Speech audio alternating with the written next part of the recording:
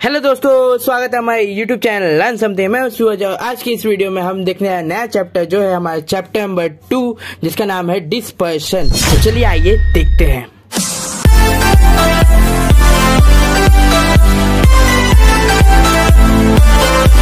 जैसा कि दोस्तों आप देख सकते हैं हम आगे अपने टॉपिक डिस्पर्शन की तरफ। सो डिस्पर्शन होता क्या है, यहाँ पे उसका इंग्लिश में डिफाइन देखेंगे। पहले the dispersion degree to which numerical data tends to spread about the central value is called dispersion। यहाँ पे क्या लिखा है, द डिग्री।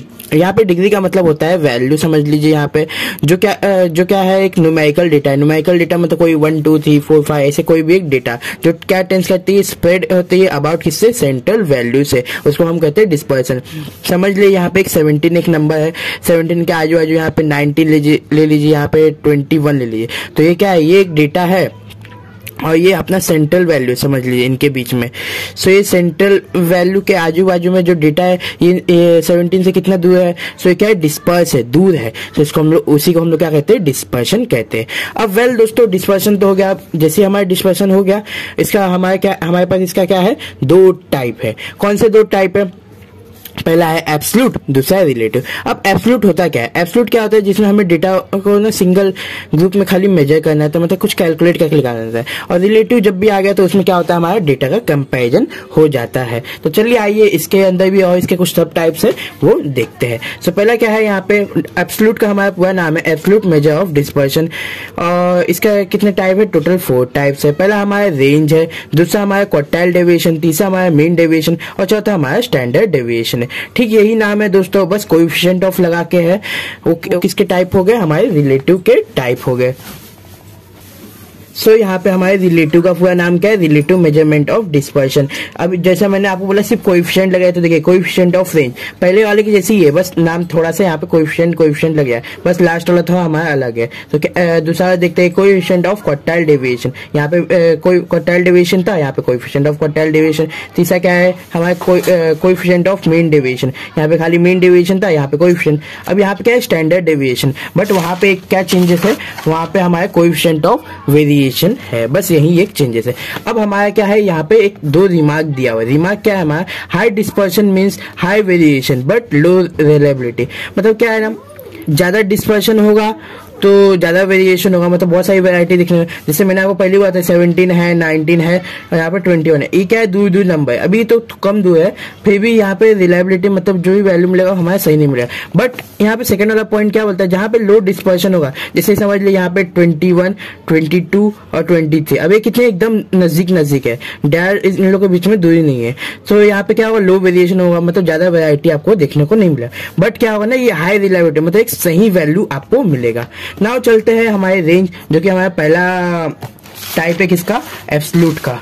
तो रेंज का अपना डिफाइन क्या है यहाँ पे, पहले range is the difference between highest and lowest.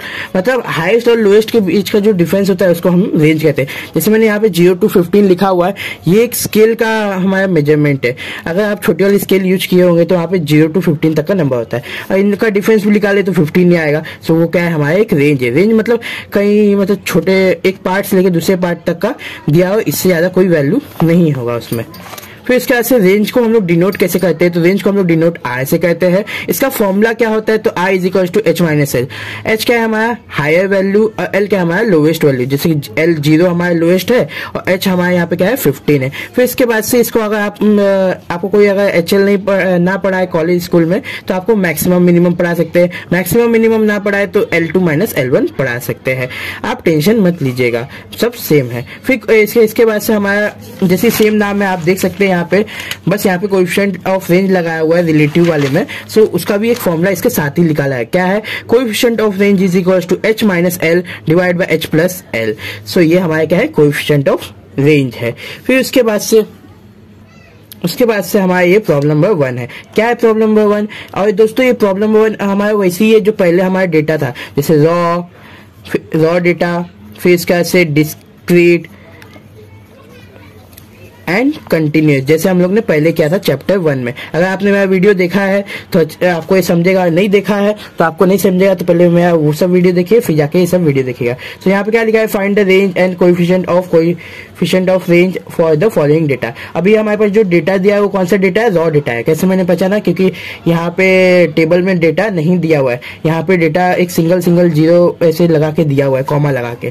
फिर इसके बाद से इसमें आपको पहचानना होगा दोस्तों सोल्यूशन लिखने से पहले कि सबसे बड़ा नंबर कौन सा है। तो यहाँ पे 100 मेरा सबसे बड़ा नंबर है, तो मैंने उसको h दिखाया है, और सबसे छोटा नंबर यहाँ पे मेरा सीरीज में 16 है। इस सीरीज में जो बड़ा होगा उसका h और जो छोटा होगा l।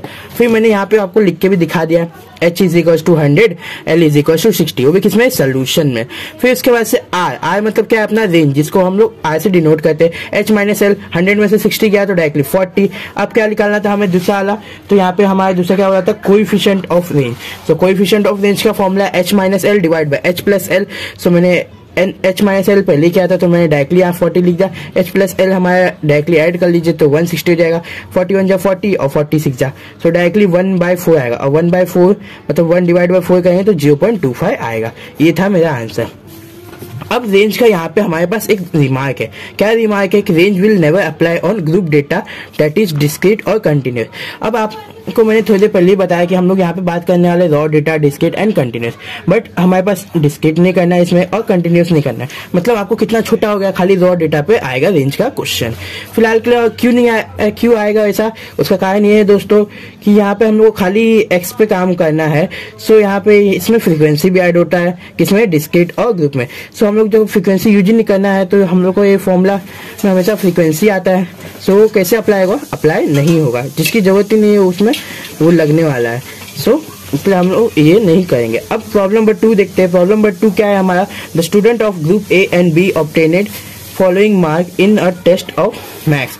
अब ग्रुप कौन से स्टूडेंट, कितने स्टूडेंट है, ग्रुप ए और ग्रुप बी के 2 स्टूडेंट हैं जिन्होंने कुछ मार्क्स ऑब्टेन किया है। Find which group has more consistent performance based on coefficient of range. अब इसने बोला कोएफिशिएंट ऑफ रेंज से इनका कंसिस्टेंट परफॉर्मेंस निकालना है। फिर इसके बाद से यहाँ पे उनकी वैल्यूज दे दिया, mark of group A, mark of group B. यहाँ पे आप सीरीज में नंबर देख सकते हैं दोनों में। फिलहाल के लिए तो ये नंबर तो हम लोग ने देख लिया। अब इसमें से भी आप पहले h और l निकाल लीजिए। h मतलब आपको मैंने पहले बताया हाईएस्ट वैल्यू, जो सबसे बड़ा वैल्यू, l मतलब सबसे लोएस्ट। यहाँ पे मैंने स्टार्टिंग में लिख के रखा है कि सबसे हाईएस्ट मेरा 47 है, आप एक बार खुद से देख लीजिएगा अगर आपको नहीं समझे। और सबसे छोटा वैल्यू मेरा यहाँ पे l है, और यहाँ पे भी देख लीजिए, यहाँ पे भी मेरा सबसे हाईएस्ट मेरा 80 है और सबसे छोटा मेरा यहाँ पे 35 है। तो मैं इसको लिख लेता हूँ। फिर इसके बाद से यहाँ पे मैंने सोल्यूशन लिखे दोनों एक ही साथ सॉल्व किया है, ग्रुप ए ग्रुप बी।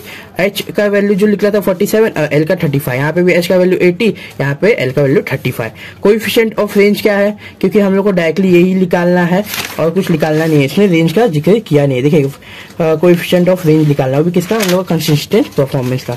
तो यहाँ पे h माइनस एल, h का वैल्यू 47 माइनस 35, सो हमारे आया 12 और प्लस करेंगे तो 82, इसको डिवाइड करेंगे तो 0.1463, सो 0.1463। ये रैंक वाइज दोस्तों चलता है। सो यहाँ पे जितना छोटा वैल्यू वही हमारा कंसिस्टेंट वैल्यू।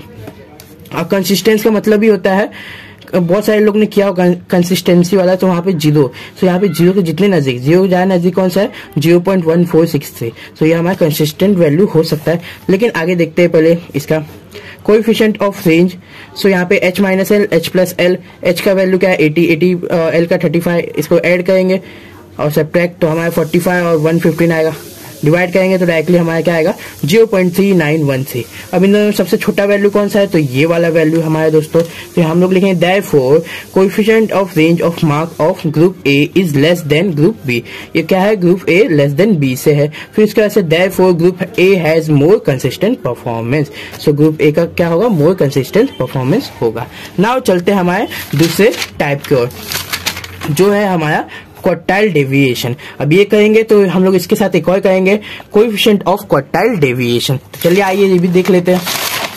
सो यहाँ पे हमारा क्या है, क्वार्टाइल डेविएशन। अब क्वार्टाइल डेविएशन होता क्या है दोस्तों, तो quartile deviation is an absolute measurement of dispersion. Absolute मतलब कोई भी कंप्लीट नंबर मिलेगा हम लोग को मेजरमेंट करना है, उसको क्या बोलते हैं हम लोग, क्वार्टाइल डेविएशन। फिर क्या है, it is also called as semi inter quartile range. एक बात और याद रखिएगा दोस्तों, यहाँ पे सेमी इंटर क्वार्टाइल बोला है, सो आगे हमारा फॉर्मूला आएगा वो हमेशा डिवाइड बाय 2 है। और जहां सेमी नहीं बोला, खाली इंटर क्वार्टाइल रेंज बोलेगा, क्योंकि वो प्रैक्टिकल में आने वाला है दोस्तों, खाली इंटर क्वार्टाइल रेंज। सो आप फॉर्मूला कैसे बनाइएगा, Q3 माइनस Q1। अब आपने अगर क्वार्टाइल डेविएशन मेरा देखा होगा मेजर एवरेज में मेरा वीडियो, सो आपको ये इजीली समझाया, क्योंकि ये डिट्टो वही है। यहाँ पे एक सेगमेंट को डिवाइड करने के लिए 3 पॉइंट लगते हैं ताकि 4 पार्ट में हमें एक सेगमेंट मिल जाए। सो यहाँ पे it is denoted by Q dot D dot, फिर इसके बाद से Q dot D dot is equal to Q3 minus Q1 divide by 2। अभी 2 क्यों आया, क्योंकि यहाँ पे सेमी है, मैंने आपको पहले बताया। अगर सेमी नहीं बोला, इंटरक्वार्टाइल रेंज बोला, तो आप डायरेक्टली यहाँ पे Q3 माइनस Q1 कीजिएगा। और उसके बाद से कोएफिशिएंट ऑफ क्वार्टाइल डेविएशन भी सेम है, Q3 minus Q1, Q3 plus Q1। ये भी ना रेंज के फॉर्मूले जैसे ही है, कोएफिशिएंट ऑफ रेंज, बट यहाँ पे क्या है ना, हमारे वेरिएबल किसमें है, Q में। सो हम लोग हाईएस्ट हमारा Q3 था, Q3 माइनस Q1 में किया, सो वही लोएस्ट Q3 प्लस Q1। अब इसके ऊपर एक सम देखते हैं। सम क्या बोलता है हमें, प्रॉब्लम नंबर 1। इसमें भी हम लोग 3 चीज देखेंगे, क्या, रॉ डेटा, मतलब 3 चीज के ऊपर हम लोग काम करने वाले, और डिस्क्रीट और कंटिन्यूस। आप कोई मेरे से ये बात पे मत लड़ना कि ये पूरा आपने सेंटेंस नहीं लिखा, वो सेंटेंस है मतलब group of data on discrete type और कंटिन्यूस टाइप। वैसे तो जो मेरा वीडियो देख रहे होंगे उनको समझ गया होगा। From the following data calculate the quartile deviation and coefficient of quartile deviation. क्या फाइंड करना है, क्वार्टाइल डेविएशन और कोएफिशिएंट ऑफ क्वार्टाइल डेविएशन। सो हमारे पास एक डेटा दिया हुआ है। ये डेटा किस टाइप का डेटा है, सो यहाँ पे हम लोग रॉ डेटा नहीं देख रहे, हम लोग यहाँ पे देखने आ रहे हैं डिस्क्रीट डेटा। सो यहाँ पे देख सकते हैं, यहाँ पे सिंगली नंबर दिया हुआ है, और यहाँ पे कंटिन्यूस मतलब 10 जुड़ा हुआ नहीं है, 10 से 20, 20 से 30। डायरेक्टली 10 में कितने, 3 स्टूडेंट है, नंबर ऑफ 11 में 12 है, 12 में 18 है, 13 में 12 है, और 14 में 3 है। यहाँ पे उनके मार्क्स दिया और कितने स्टूडेंट्स उस मार्क्स में एग्जिस्ट करते हैं वो बताया गया है। फिर सोल्यूशन लिखिए। सोल्यूशन लिखने के बाद से जो नंबर आपको दिए एज इट इज लिख लीजिए, और CF कैलकुलेट कर लीजिए। CF मतलब क्या होता है, क्युमुलेटिव फ्रीक्वेंसी, जो हम लोग ने पहले भी किया है। कैसे निकालेंगे, फ्रीक्वेंसी का पहला नंबर एज इट इज ऐसे ही लिखना है, और फिर उसके नंबर जो नंबर हम लोग ने लिखा है ना, उसके नीचे वाले नंबर से उसको ऐड करते आइएगा, और इसे ऐड करते करते यहाँ पे सामने लिखते आइएगा। लास्ट में जो वैल्यू होगा वो आपका क्या है, टोटल नंबर ऑफ फ्रीक्वेंसी, जिसको हम लोग N से डिनोट करते हैं। सो ये देखिए मैंने कैसे लिखा है, 3 प्लस 12 15, 15 प्लस 18 33, 33 प्लस 12 45, 45 प्लस 3 48। ये हमारा क्या है, टोटल नंबर ऑफ फ्रीक्वेंसी और N का वैल्यू। फिर उसके बाद से दोस्तों मैंने क्या किया, फॉर Q1। अब हमारे क्या है, क्वार्टाइल डेविएशन है। सो हमारे पास कौन से 2 पॉइंट है, Q1 और Q3, इन दोनों की जरूरत है। सो हम लोग पहले Q1 के लिए देखेंगे कैसे निकाले। N का वैल्यू क्या है, हमारे पास 48 है, जो कि हमने यहाँ पे टोटल करके निकाला है। देखिए अब जैसे ही टोटल हो गया, सो N इज इक्वल टू 48, यहाँ पे Q1 है, सो 1N divide by 4। Divide by 4 क्यों है, क्योंकि क्वार्टाइल है। 48 डिवाइड बाय 4, सो हमारा है 12। अब कुछ लोग सोचेंगे ये मेरा आंसर है, बट दोस्तों ये हमारा आंसर नहीं है। आपको 12 मिला, आप अपने इसमें जाइए, जो आपने टेबल नया वाला तैयार किया, पुराने वाले में मत जाइएगा, पुराने वाले जाएंगे तो आपका गलत हो जाएगा। नए वाले में जाइए, और यहाँ पे आपको 12 से जस्ट बड़ा नंबर ले लेना है। सो यहाँ पे मेरा 15 है, उसी के लाइन में आपको X वाले में दिखना है। सो यहाँ पे Q1 की वैल्यू हमारा क्या है, 11। सो ये देखिए मेरा 11 आ गया। सेम ऐसे ही करना है किसके लिए, हम लोग को Q3 के लिए, क्योंकि हमें फॉर्मूला के हिसाब से Q3 की जरूरत है। For Q3 N is equal to 48। फिर इसके बाद से यहाँ पे 3 है, तो 3N डिवाइड बाय 4। N की वैल्यू क्या है, 48, 3 इंटू 48 डिवाइड बाय 4। सो यहाँ पे 4 डिवाइड बाय 48 क्या मैं डायरेक्टली 12 आया, 12 इंटू 3 क्या 36 आया। अब 3N डिवाइड बाय 4 क्या है, मैं 36। अब इससे जस्ट बड़ा नंबर लेना है, तो जस्ट बड़ा नंबर 45 है मेरा। सो इससे लास्ट में यहाँ पे X की इसमें आएंगे, तो यहाँ पे 13 वैल्यू है।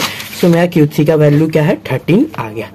अब हम लोग को जैसे ये दोनों वैल्यू मिल गया, सो हम लोग का फॉर्मूला डायरेक्टली आ जाए, क्वार्टाइल डेविएशन मतलब Q dot D dot is equal to Q3 minus Q1 divide by 2।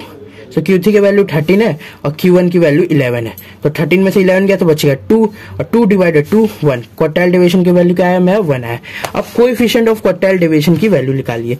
Coefficient of quartile deviation का वैल्यू क्या है, सो यहाँ पे Q3 माइनस Q1, आप वही लिख लीजिए, 13 माइनस 11, 13 माइनस 11, और नीचे क्या है Q3 प्लस Q1, सो 13 प्लस 11। सो यहाँ पे माइनस करेंगे तो 2 आएगा, और प्लस करेंगे तो यहाँ पे 24 आ जाएगा। सो यहाँ पे 2 और 12 2 जा 24, सो 1 डिवाइड बाई 12 आएगा। आप इसको वापस डिवाइड करेंगे तो 0.0833 आपका आंसर आएगा। इसी साथ दोस्तों ये वाला सम भी हमारा सॉल्व होता है। यहाँ पे अब चलते हैं नेक्स्ट सम के ऊपर। नेक्स्ट हम आपके लिए होमवर्क है, आप एक बार खुद से ट्राई कीजिए, मैं आपको इसका सोल्यूशन दिखा देता हूँ। क्या है यहाँ पे, ये भी मतलब डिस्क्रीट टाइप का डेटा है, क्योंकि यहाँ पे 5, 15 सिंगल नंबर दिया हुआ है। फ्रीक्वेंसी है, ये एक्स है तो ये फ्रीक्वेंसी है। फिलहाल इसका मैं आपको सोल्यूशन दिखा देता हूँ। आंसर आपके सामने है। Q डॉट D डॉट का वैल्यू 10 आएगा और coefficient of Q dot D dot का 0.2857 आएगा। ये देखिए यहाँ पे मैंने इसको सॉल्व किया हुआ है, आप खुद देख सकते हैं। ये मेरा फाइनल आंसर है। फिर इसके बाद से चलते हैं आज के वीडियो के लास्ट सम के ऊपर। लास्ट सम हमारा क्या है, थर्ड वाला सम है। ये सम का नाम थोड़ा अलग है, मतलब थोड़ा सा अलग सम है। ये क्या लिखा है, find the semi inter quartile. Semi inter quartile किसका दूसरा नाम है, सो क्वार्टाइल डेविएशन का range and also calculate the coefficient of quartile deviation Q dot D dot from the following data. अब हमारे पास डेटा दिया है, एक है इनकम, एक है नंबर ऑफ पर्सन। इनकम कितना है, लेस देन 50 है, मतलब 50 मतलब 50,000 समझिएगा। 50 रुपए तो किसी का इनकम नहीं हो सकता ना आज के जमाने में। फिर इसके बाद से यहाँ पे 50 to 70, 70 to 90, ये क्या है हमारा कंटिन्यूअस है, कंटिन्यूस टाइप ऑफ डेटा है, क्योंकि यहाँ पे रेंज दिया हुआ है 70 to 90, 90 to 110, 110 to ऐसे करके रेंज दिया हुआ है। अब इसमें क्या है 54, 100, 140, 300, 230, 125। अब दोस्तों इसमें जानने वाली बात आपके लिए एक और है कि इस टाइप के क्वेश्चन का कभी एंड होता नहीं है। देखिए पीछे से भी लेस देन 50 और आगे से भी दिया है मोर देन 150। सो इसको हम लोग क्या बोलते हैं, ओपन इंटरवल क्लास टाइप का ये क्वेश्चन है। और इसका रिमार्क क्या है, हम एक बार पढ़ लेते हैं। रिमार्क क्या है, we can't calculate the mathematical average. इसमें हम मैथमेटिकल एवरेज नहीं लिखा सकते, बट हम लोग can calculate positional average. Positional average मतलब mean, median, mode, quartile, percentile, decile, ये सब इसमें कैलकुलेट कर सकते हैं। क्या नहीं कैलकुलेट कर सकते, तो हम लोग मैथमेटिकल एवरेज नहीं कर सकते। फिलहाल इसका सोल्यूशन की तरफ बढ़ते हैं। सोल्यूशन हमारा क्या है, सेम इसको एज इट इज लिखना है, बस CF निकालना है, पहले वाले नंबर को एज इट इज लिखना है। प्लस करते आना है 100 प्लस 54, 154, 154 प्लस 140, 294, 294 प्लस 300, सो 594 आएगा। 594 प्लस 230, 824, 824 प्लस 125, 945, 945 प्लस 51, सो हमारा आएगा 1000। 1000 हमारा क्या है, एक वैल्यू है जिसको हम लोग टोटल नंबर ऑफ फ्रीक्वेंसी बोलते हैं, जिसको हम N से डिनोट करते हैं। अब N हमारा क्या निकला, 1000 मतलब 1000। सो हम लोग बेसिकली क्वार्टाइल डेविएशन है और हमें फाइंड क्या करना है यहाँ पे, quartile coefficient of quartile deviation और सेमी इंटर क्वार्टाइल, मतलब दो चीज फाइंड करना है जो हम लोग को फाइंड करना था। सो उसके लिए हमारे पास Q1 और Q3 का पॉइंट लगेगा। सो ये हमारा क्या है, कंटिन्यूअस टाइप ऑफ डेटा है, group of data in continuous type. So Q1 है 1n/4 डिवाइड बाय 4 आया, इज इक्वल टू N का वैल्यू 1000 है, 1000 डिवाइड बाय 4, सो आएगा हमारा 250। ये क्या है 250। अब इसको हम लोग ने यहाँ पे वापस चेक करना है, ये हमारा वैल्यू मिलेगा किसका, 1n डिवाइड बाय 4। जैसे हम लोग ने डिस्क्रीट टाइप में किया वैसे ही इसमें करना है, यहाँ पे हमें क्लास मिलेगा। सो यहाँ पे ये देखिए 1000 से 250 से बड़ा 294 है, उससे ज्यादा बड़ा नहीं लेना है। सो इसको हम लोग सर्कल मैंने ऐसे देखिए करके रखा हुआ है। सो मैंने तो सर्कल कर लिया दोस्तों, लेकिन क्यों किया आपको अभी बताता हूं मैं। क्योंकि हमारे यहाँ पे फॉर्मूला है दोस्तों, Q1 is equal to L1 plus L2 minus L1। ये मैंने आपको पहले बताया था, into 1/n/4 minus CF divide by F। ये क्या है हमारा Q1 का फॉर्मूला। ऐसे Q2 का फॉर्मूला है, बस यहाँ पे 1 दिया है तो 1 से इंटू Q2 Q3 ऐसे है, मतलब जो वैल्यू उसके वैल्यू। और यहाँ पे क्या है 3 दिया है तो 3 भी आएगा यहाँ पे, लेकिन मैं 1 दिया है तो 1। सो यहाँ पे मेरे को किस किस की जरूरत है, L2, L1 और CF और N/F। इस तो मेरा वैल्यू स्टार्टिंग में मिल गया है और फ्रीक्वेंसी की जरूरत है, तो ये वैल्यू सब इसमें से लिखेंगे। देखिए ये रेंज है। सो इसका नाम पहले L2 रहता है और सॉरी दूसरे वाले का L2 रहता है और पहले वाले का हमारा क्या रहता है, L1 रहता है। तो 70 से लेकर 90 तक ये हमारा क्या है, क्लास इंटरवल। यहाँ पे देखिए मैंने लिखा है फर्स्ट क्वार्टाइल क्लास कहाँ से, 70 से लेकर 90 तक। हमारा ये वैल्यू 2 मिल गया है और फ्रीक्वेंसी वाले में 140। बट यहाँ पे आपको CF का वैल्यू थोड़ा सा अजीब है, इसमें ना ये वाले वैल्यू को छोड़ के ना इसके ऊपर वाली वैल्यू को लेना था। तो CF का वैल्यू देखिए 154 है हमारा। सेम वैल्यू को यहाँ पे पुट कीजिए, पुट करने के बाद से आप देखिए 70 plus 20 into 250 minus 154 divide by 140 किया है मैंने। सिर्फ वैल्यू के फॉर्मूले की जगह पे वो वैल्यू डाल दिया है और मैं डायरेक्टली आया 96 डिवाइड बाई 7 तो आया 13.71 17 प्लस 13.7। अब इसको ऐड कर लिए आया क्या 83.71। अब चलते हैं Q3 का सेम प्रोसीजर है, बस यहाँ पे 3 है तो 3 से इंटू n बाई 4। फिर आया इसका डायरेक्टली आंसर क्या है 750। क्यों आया आप डायरेक्टली भी देखेंगे तो 250 था n बाई 4 का, इंटू कर दीजिए 3 से 750। अब 750 को क्या करेंगे हम लोग को नए वाले में हम लोग को कंपेयर करना है। सो नए वाले में हमारा 750 से जस्ट बड़ा नंबर 824। देखिए मैंने इसमें भी पहले से राउंड ऑफ किया है वही फॉर्मूले के लिए। हमारे यहाँ पे फ्रीक्वेंसी मिल जाएगा L1 L2 मिल जाएगा और फिर इस CF के जस्ट ऊपर मतलब CF वाले रूम में 594 हमारे CF का वैल्यू मिल जाएगा। सो ये देखिए मैंने वैल्यूज लिख लिया है। थर्ड क्वार्टाइल क्लास पहले लिखा है 110 से लेकर 130 तक। अब इसमें पहला वाला क्या है L1 और दूसरा वाला क्या है L2 का वैल्यू। और फ्रीक्वेंसी क्या है हमारा 230 जो हमने बॉक्स से निकाला जो हमने खुद बनाया था। CF का वैल्यू हमारा 594 क्योंकि जो हमने सर्कल ऐसे करके बनाया था उसके ऊपर वाले में से लिखना था, तो 594 मेरा CF का वैल्यू है, देखिए आप देख सकते हैं। और इसको हमेशा दोस्तों आप ग्रेटर देन 3 and 4 रखें क्योंकि हमेशा हम लोग बड़ा नंबर लेते हैं ना, अगर वही स्मॉलर देन लेते तो ये इसके तरफ मुंह रहता है इसका ग्रेटर देन का साइन। फिलहाल के लिए तो सेम फॉर्मूला है अप्लाई करना है, बस यहाँ पे थोड़े चेंज है 3n डिवाइड बाई 4 क्योंकि यहाँ पे 3 था तो यहाँ पे 3 से इंटू हुआ है। फिर इसके बाद से L2 माइनस L1 मतलब 130 में से 110 गया तो डायरेक्टली हमारा क्या बचा 20। फिर इसके बाद से 3n डिवाइड बाई 4 इसका वैल्यू क्या है 750 और CF का वैल्यू 594। अगर इसको माइनस करें तो 156 आएगा और डिवाइड में 230 बैठा है, जीरो का जीरो कैंसिल। और उसके बाद से इंटू करके मैंने डिवाइड किया है तो मैं क्या है 13.57। आप अपना साइंटिफिक कैलकुलेटर से कीजिएगा। फिर 110 प्लस 13.57 सो आया 123.57। अब ये हमारा क्या है बेसिकली पॉइंट निकल गया। अब हम लोग क्वार्टाइल डिवीजन करेंगे Q डॉट D डॉट तो Q3 माइनस Q2। यहाँ पे क्वार्टाइल डिवीजन बोला है मतलब सेम ही करना ही पड़ेगा डिवाइड बाई 2। सो मैंने यहाँ पे वैल्यू रखा है, वैल्यू रखने के बाद से 123.57 जो हमारा पहला वैल्यू था सॉरी Q3 का वैल्यू है और 83.71 जो हमारा दूसरा वैल्यू मैंने रखा और 2 से डिवाइड किया। सो मेरा 19.93 आया। मतलब आप माइनस कीजिए फिर डिवाइड कीजिए, ये नहीं कि पहले डिवाइड किया, इससे आपका आंसर गलत आएगा। क्वार्टाइल डिवीजन आपका क्या है तो quartile division Q3 minus Q1 Q3 plus Q1 plus करके माइनस करके मैंने जो वैल्यू आया लिख दिया है फिर उसको डिवाइड किया तो मैं आया डायरेक्टली 27। इसी के साथ दोस्तों आज का हमारा वीडियो खत्म होता है। तब तक मिलते हैं नेक्स्ट वीडियो में। वीडियो अच्छा लगा और अगर आप यहाँ तक पहुंचे तो मेरे वीडियो को लाइक कीजिए, सब्सक्राइब कीजिए। तो फिर नेक्स्ट में bye bye, see you, have a good day.